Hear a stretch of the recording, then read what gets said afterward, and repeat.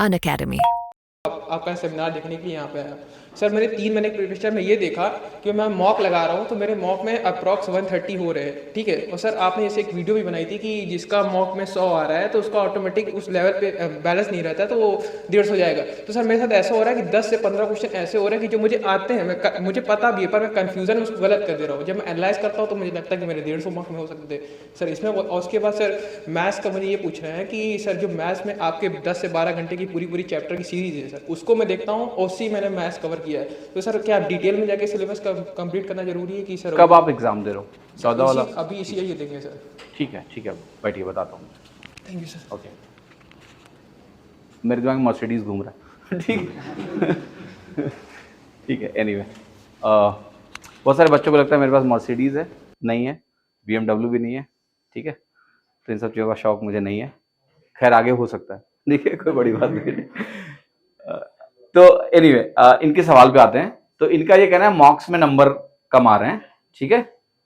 देखिए मॉक में नंबर का ना आना जरूर कोई ना कोई कमी है, ये हमें समझना है। इट्स लाइक आपको बनना है विराट कोहली, अभी आप कोहली नहीं, ठीक है।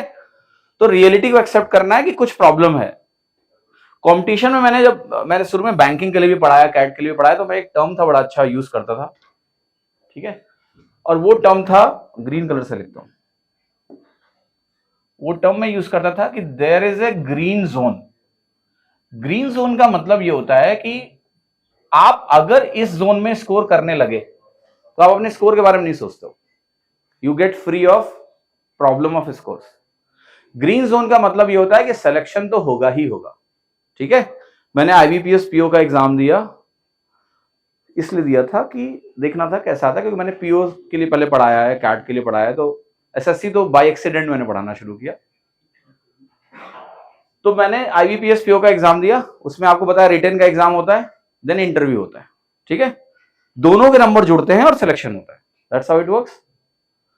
तो आईबीपीएस पीओ का मैंने एग्जाम दिया, रिटन में बहुत अच्छे नंबर थे, इंटरव्यू में they were not convinced by my answers, क्योंकि मेरी प्रोफाइल ऐसी थी कि मैं बीएसएनएल छोड़ के आया था और वो पकड़ लेते हैं आपको। तो उन्होंने मुझे मिनिमम नंबर दिया जो इंटरव्यू में पास करने के लिए होता है। Still I was selected with the first choice that I want. This is green zone in written. आपके यहाँ इंटरव्यू तो है ही नहीं है, but the green zone is that the one who is not thinking about कि मेरा होगा कि नहीं होगा, उसको पता है मेरा प्री निकलेगा, इट्स अ मैटर ऑफ मेरी रैंक क्या होगी। अब आपको पता है इन लोगों के साथ फायदा क्या होता है, इन लोगों के साथ फायदा ये होता है कि इनके दिमाग में ना सिलेक्शन नहीं चल रहा है कि नहीं होगा, तो वो जो बैक ऑफ द माइंड उन्हें पता है मेरा सिलेक्शन होगा, मेरे को नौकरी मिलनी है, उनका दिमाग पीसफुल है, वो एग्जाम में अच्छा करके आ जाता है।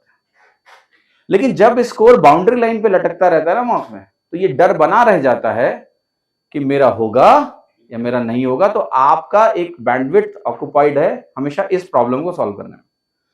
तो एक चीज तो इसमें क्या होता है, सच्चाई से भागना नहीं है, राइट। जैसा है पहले आपको ये समझना है कि तैयारी में कहीं कमी है, प्रैक्टिस में कमी है, मैं तो कहूंगा, और कुछ नहीं है। आपको अगर सवाल आते हैं और आपसे नहीं हो रहे हैं, तो जो भी फैक्टर है वो या तो प्रैक्टिस की कमी है कि वहां पर आप गलत कर रहे हो, या फिर शायद आप घबरा रहे हो। ये एक विशियस साइकिल है कि डरे हैं, नंबर नहीं आ रहा है, और डरे, फिर से डर के गए और नंबर नहीं आएगा, आप डरे हो। तो थोड़ा सा एक तो फियर फैक्टर हटा दो, ज्यादा से ज्यादा क्या होगा, नहीं होगा। हाँ तो ठीक है, तो फिर 2 सब्जेक्ट में आपको प्रॉब्लम है, आपको इसके ज्यादा सेक्शनल मार्क्स देने पड़ेंगे, ज्यादा प्रैक्टिस करनी पड़ेगी, आप प्रीवियस ईयर क्वेश्चंस इसके ज्यादा लगाइए। अब एग्जाम चूंकि बहुत करीब है, मैं ये भी नहीं कहूंगा बहुत हताश होकर पेपर दो, ठीक है। If you imagine your worst, accept it, everything will happen, आप सेटल हो जाओगे, कोई दिक्कत नहीं है, ठीक है। जो है वो है, इमीडिएट इंप्रूवमेंट नहीं होते, लेट मी वेरी ऑनेस्ट। कैसे आप 10 दिन में इंप्रूव कर जाओगे, नहीं कर पाओगे। लेकिन एग्जाम का पेपर बैलेंस्ड आता है किसी भी मॉक टेस्ट में, क्योंकि हम मॉक में 4 साल से काम कर रहे हैं, बिल्कुल एसएससी जैसा मॉक बनाना पॉसिबल नहीं हो पाता है।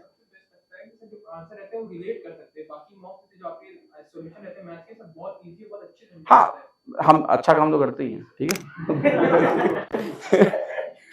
तो वो तो करते ही हैं, वो तो पता है मुझे, लेकिन फिर भी मैं ये बात बोल रहा हूं कि जब आप कोई एग्जाम देने जा रहे हो ना, पास्ट परफॉर्मेंसेस का एक इम्प्रिंट होता है आपके दिमाग में, but exam is a new day, fresh जाओ ना, थोड़ा दिमाग चिल करके जाओ, यार जो होगा देखेंगे, ठीक है। There is nothing to lose. अगर आपको लगता है कि आपका नहीं होगा तो खोने को क्या है फिर? मैं एक बात बताऊं, मुझे कुछ है खोने को? तो चलो बेस्ट दे आते हैं अपना। बट डाउन द लाइन ऐसा नहीं है कि आपको लेट्स से आपकी रैंक अच्छी नहीं आएगी और आप सेटिस्फाई हो गए, दोबारा एग्जाम दोगे। तो जो लॉन्ग टर्म प्रॉब्लम है वो प्रैक्टिस से सॉल्व होगी। ज्यादा से ज्यादा प्रैक्टिस करो, सब हो जाएगा यार। वो बचपन में एक लाइनें सुनते ना, करत करत अभ्यास थे जन, that is the only thing you have to do. आप प्रैक्टिस करोगे, इंप्रूवमेंट होगा। प्रैक्टिस की थोड़ी कमी है और कुछ नहीं है।